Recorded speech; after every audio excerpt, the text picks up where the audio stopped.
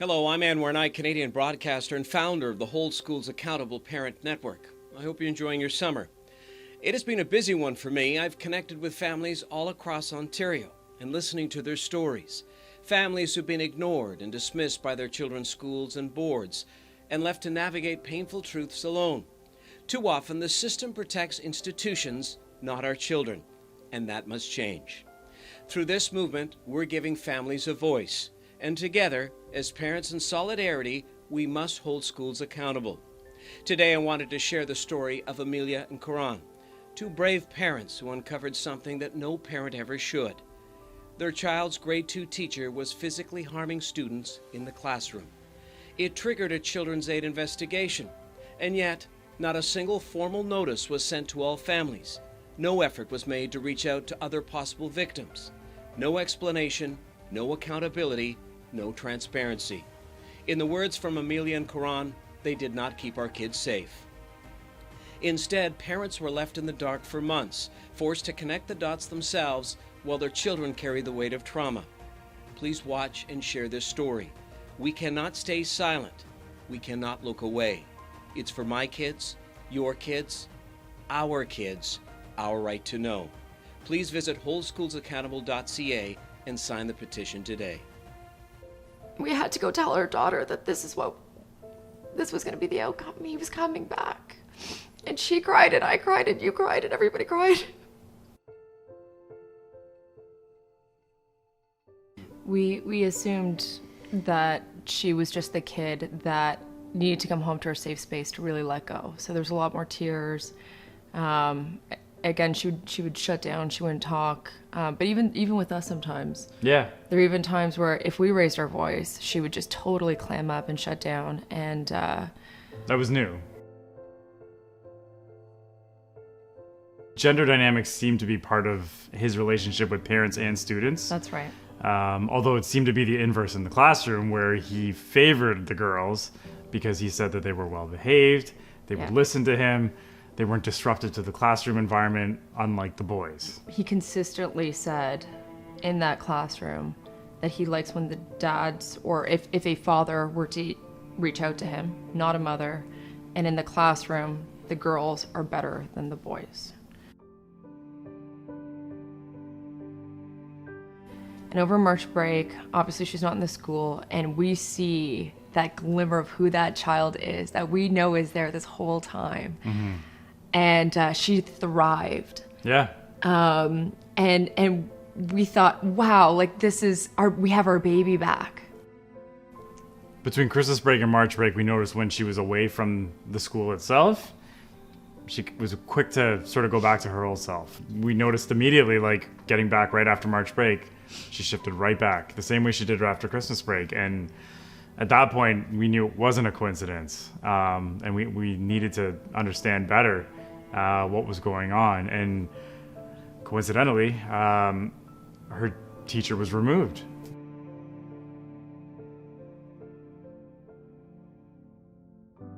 And we believed that anything that was unjust or wrong would come home to us. Again, we didn't understand the magnitude of what was going on. We had no idea. Your daughter goes to school and that teacher's not there. That's right. There's a supply teacher. But there was no formal messaging on that. No. So Monday night, our daughter comes home, and after a beautiful March break where we have our daughter back, she comes home and she's withdrawn again. So that's the catalyst for us to probe further. What's going on? What happened at school? Were you being bullied? We question that. Did you have a falling out with a friend? And she said that her supply teacher had a conversation with the class and advocated that the students go home and talk to their parents about what was talked about in the class. What had happened was the teacher asked the children about whether they, felt that the classroom was a safe space. And from my daughter's account of it, the classroom was fairly unanimous in saying that no, they did not feel the classroom was a safe place. And that's what prompted the substitute teacher to tell all those children that they need to go home and talk to their parents about this. We did start talking to parents more and more and more. Parents came out asking each other, saying, where's the teacher? Why isn't this teacher in the classroom? Does anybody know anything? We have never been told that the supply teacher was going to remain until the end of the school year and that she'd be the one writing the report cards. We weren't given her email address. So if we had questions now about homework, we didn't know who to go to. So there was a lot of talk amongst parents.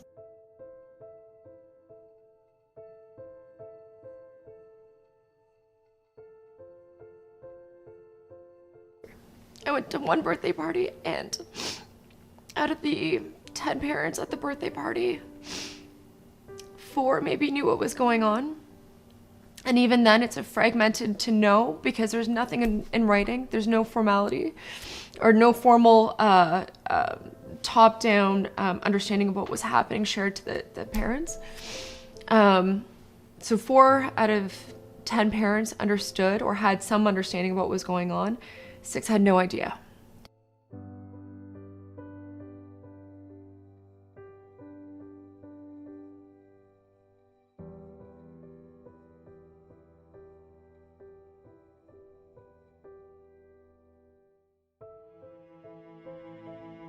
And at that point, it started snowballing. And as we started sharing stories and learning what happened to each other's children and the stories that were coming home, at that point, we realized that there was a really, really big issue. And those parents that were not informed before immediately said, I need to go talk to the principal. I need to go talk to the superintendent. What's happening here, and why wasn't I told? I think that there are still parents to this day that don't know what happened. You know, they're supposed to keep our kids safe and educate them. And we as parents are supposed to do our part to support that dynamic, right? Do you think that they failed at that? Yeah, they didn't keep our kids safe. And when given the opportunity to be transparent, and, you know, as parents, we could have mitigated against a lot of that just by being there for our children, talking to them, guiding them through that difficult experience. And instead, it seemed like there was an attempt to cover up what happened and not really acknowledge it to the broader community. We didn't realize that there was a real safety risk until March break. The whole school year, September to March, we would drop our kids off in the morning with confidence, thinking that we're dropping them off at school, this is a safe place, they're gonna learn, they're gonna be happy, everything's good. This is the way it's supposed to be. And we believed in that. And it took till March before we realized, not because of any direction from the board or from the principal or from the school or from anybody other than this one supply teacher who raised a flag and said, go home and talk to your parents now.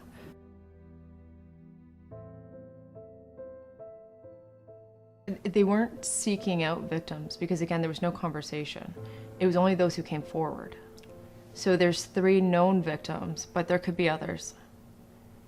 And we still don't know because, again, without conversation, Not all the parents were parents necessarily involved or aware of what happened.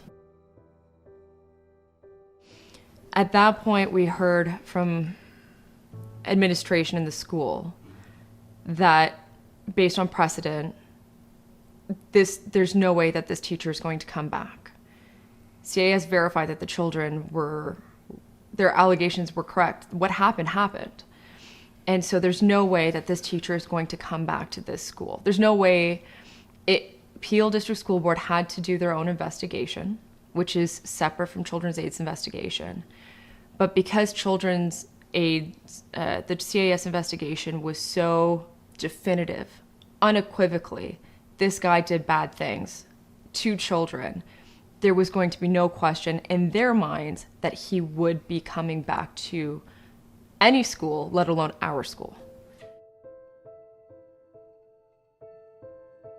When we get this call and find out that the teacher is scheduled to return, I broke down because I didn't believe it. I didn't think that it was true, or I couldn't believe how that could have happened. And I was worried and I was concerned, and we had to go tell our daughter that this was going to be the outcome. He was coming back. And she cried, and I cried, and you cried, and everybody cried. It was unfathomable to us. And a letter was being sent only to that classroom to notify them that that teacher who had been filling in year to date from September through late October was leaving, and that this teacher was returning to replace that teacher. As far as we know, no letter went home to the victims of this teacher.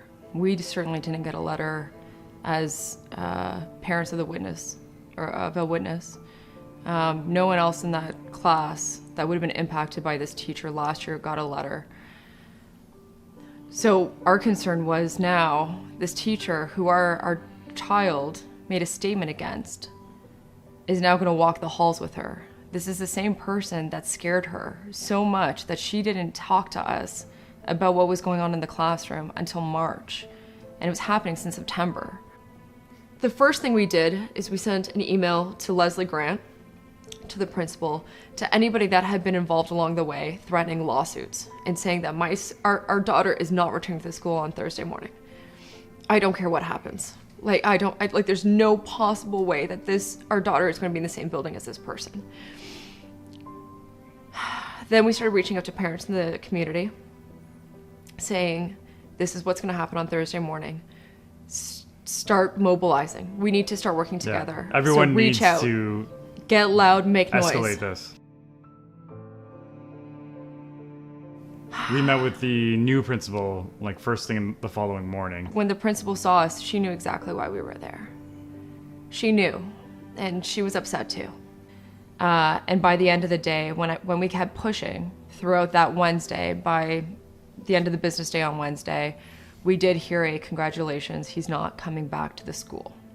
Obviously, we were appreciative of the fact that he was not returning to school. That was our most burning issue. But all we did was make it somebody else's problem, and we expressed concern in writing about that, to which we did not receive a response.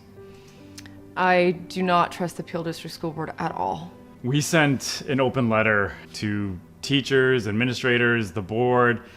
We included the Ministry of Education and the Teachers College, and the only group we did not hear from in response to our open letter was the Peel District School Board. The Peel District School Board was so focused on making sure that the Peel District School Board was taken care of, first and foremost. And they forgot their duty of care to the children, to making sure that the kids were okay.